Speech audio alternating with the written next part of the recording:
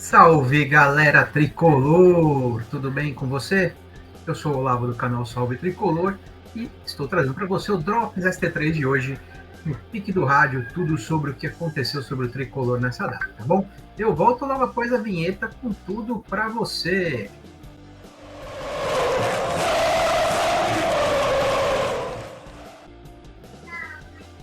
E é isso, pessoal. Estou de volta. Esse é o Drops ST3 de hoje. Mais uma vez convidando você a se inscrever no canal Salve Tricolor, @Salve Tricolor 3 no YouTube. Você vai lá, se inscreve, ativa o lembrete, assiste todos os nossos vídeos, todas as nossas séries, toda a nossa programação, que é muito bacana, muita resenha, muito bate-papo, muito convidado especial para você que não pode perder nada. Então se inscreva e ative o lembrete, tá bom? Convite feito, vamos lá, né? O São Paulo que jogou pela segunda rodada do Campeonato Brasileiro e perdeu, né? Depois da boa estreia contra o Atlético Paranaense na semana passada, ontem o São Paulo jogou no Maracanã contra o Flamengo e perdeu. Perdeu e perdeu feio. Perdeu por 3-1, mas poderia ter sido pior. Se livrou de tomar uma goleada, né? O São Paulo, que perdeu. O Flamengo, na verdade, teve várias chances de gol até sair o primeiro gol. O goleiro Jandrei salvou o São Paulo em diversas oportunidades.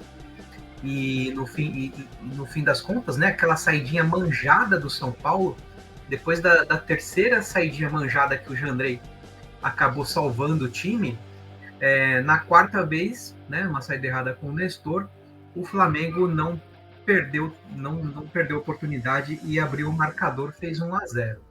O São Paulo, que jogou muito mal, ainda conseguiu empatar com o Caleri no cruzamento perfeito do Rafinha. O Caleri se antecipou ali ao Rodinei, fez o gol de empate. Parecia até que o São Paulo poderia botar a ordem ali, pelo menos se organizar para tentar complicar mais o jogo. Mas o que nós vimos depois no segundo tempo foi um time completamente perdido, sem a menor possibilidade de fazer frente ao time do Flamengo. No segundo tempo, o São Paulo perdeu as duas laterais, né? O Flamengo explorou bastante o lado do Wellington, e depois que estourou ali a porteira, o Rogério tentou colocar o Reinaldo ali, mas como é que você coloca o Reinaldo para melhorar a marcação de um setor se o cara é conhecido como Avenida Reinaldo? Não dá, né? Poderia ter colocado alguém na zaga e colocado o Léo ali na esquerda. E na lateral direita, o Rafinha também não aguentou o pique do jogo, acabou sendo dominado ali pelo Marinho, que entrou ali e acabou fazendo a jogada do terceiro gol. Então o São Paulo foi muito mal ontem, não conseguiu mais uma vez impor seu jogo, mais uma vez o técnico Rogério Ceni se equivoca na escalação do time, se equivoca na estratégia, parece que ele não aprendeu nada do que aconteceu na final do Campeonato Paulista. O São Paulo deu um ataque ao gol, que foi um chute ao gol, uma definição ao gol, que foi o lance do gol do Caleri, que foi muito bem, ele atacou a bola mesmo para fazer aquele gol de cabeça, mas foi o único lance de perigo. Depois o Sara fez uma tentativa já no segundo tempo, mas que não deu em nada. E, então, assim, aí ele insiste com jogadores, insiste com esquema fora de casa, contra times que têm elencos melhores, talvez ele pudesse usar um outro esquema, né? Se discute muito isso, mas ele insiste, ele defende a estratégia dele, defende os jogadores que ele escala, e ainda na coletiva eu entendo que o Rogério foi muito infeliz quando ele diz que se você vai para se defender num jogo desse, você vai perder o jogo. Mas perdeu. Ele foi com a convicção, com a teimosia dele, com a arrogância dele de sempre e perdeu o jogo. Ou seja, não é por aí.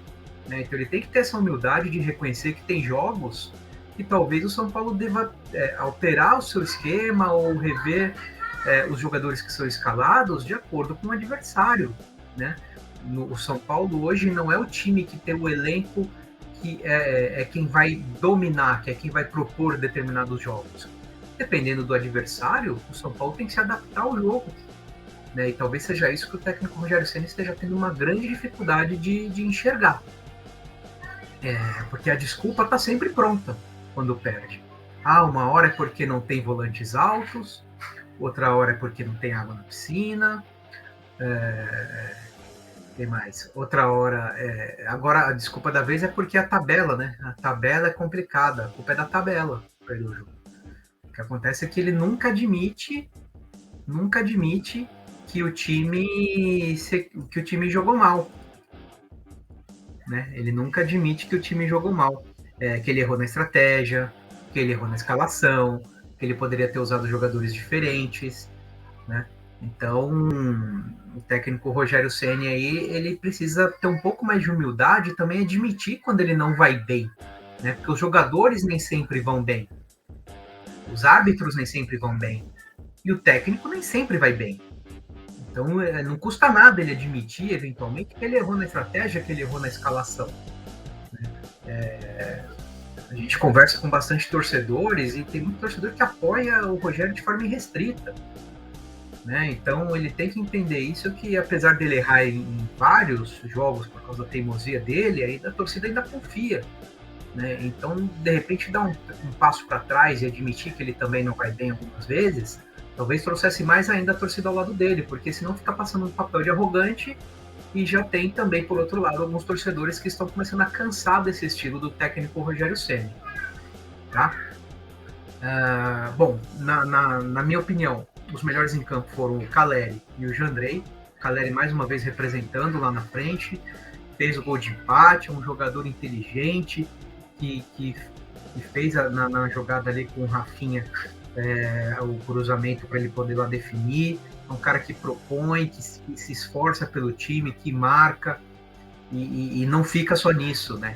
Ele participa das jogadas de ataque. É um jogador que se apresenta bastante, que representa bastante. A torcida gosta muito do Caleri, não é à toa.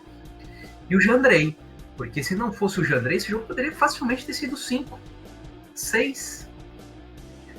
Porque antes do 1-0, o Flamengo perdeu muitas chances de gol, principalmente por conta da saidinha. Quer dizer, você faz uma saidinha, dá errado, o cara pressiona. 2 saidinhas, o time pressionado. Terceira, cara, estoura umas bolas. Precisa ser sempre saidinha, jogada como que o técnico pede. Cara, talvez os jogadores precisam perceber isso. Pô, 2, 3 vezes o time foi pressionado, perdeu a bola, estoura umas 2, 3, porque aí o time adversário para de pressionar, porque ele sabe que corre o risco de tomar 1 contra 1 na defesa dele, se a bola for estourada. E aí você ganha tranquilidade para poder ir lendo o jogo, e fazendo o jogo. Às vezes você vai na saidinha, às vezes você estoura. Aí você insiste em saidinha na primeira, segunda, terceira, quase tomou um gol, na quarta não teve jeito, né? Mas o Jandrei conseguiu evitar no começo do jogo bons ataques do Flamengo e não teve culpa dos gols, né?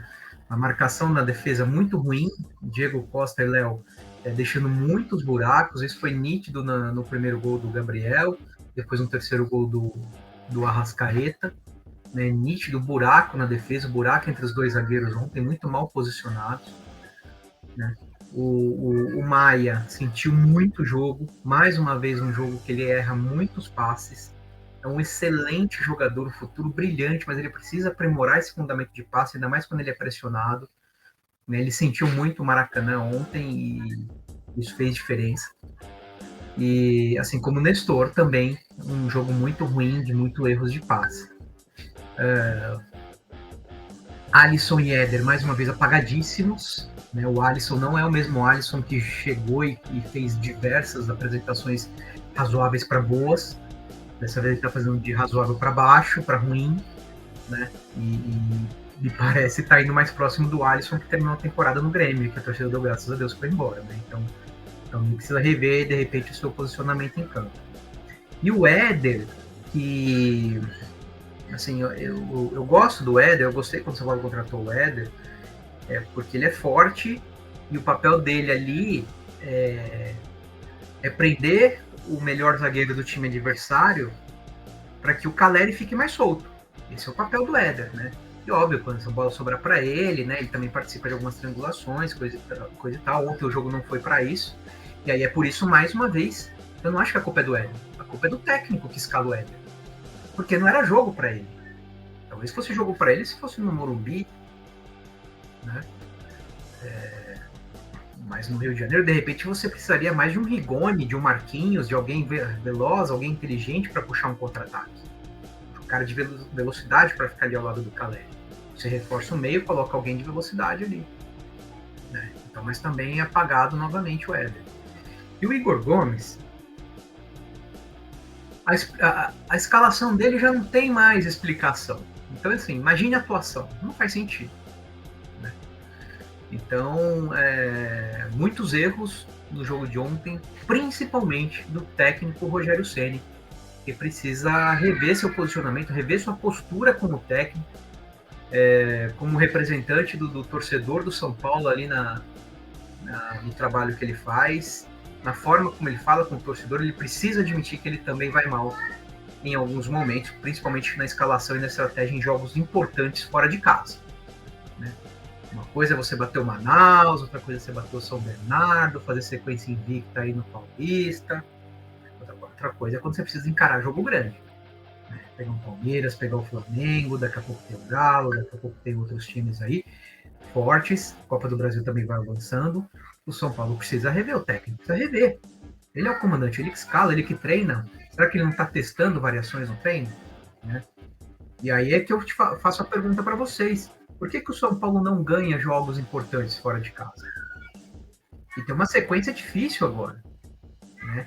Esse foi o primeiro jogo fora de casa de uma sequência de 4 jogos que o São Paulo vai ter. 4 jogos importantíssimos.